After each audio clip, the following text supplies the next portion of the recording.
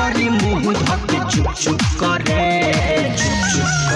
हमर दोनों बैलून साला धुप धुप करे हमर दोनों बावल ऊपर वाला भुक भुक करे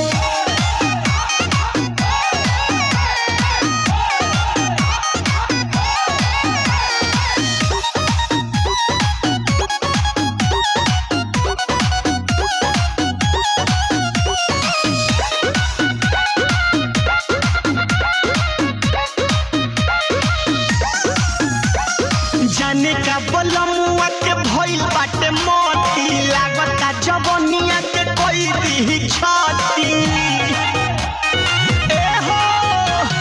जाने का बलमुआ के भइल बाटे मोती लागता जवनिया के कोई दी छाती नहीं करेला आराम जब करे लागे काम लगातार करे कब कब रुक करे हमर दोनों बैलून साला धुप धुप करे हमर दोनों बावल ऊपर वाला भुक भुक करे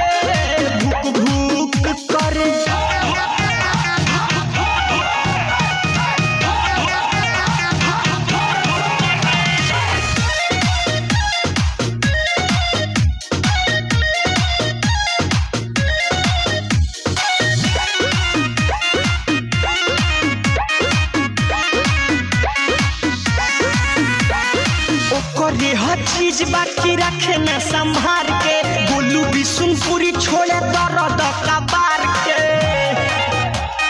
माई रे करे हर चीज बाकी रखे न संभार के बोलू बिशुनपुरी छोड़े दर्द कबार के एक पानी कम जोर सोना करे जो लोड सह नहीं पाई दे थुक करे हमर दोनों बैलून साला धुप धुप करे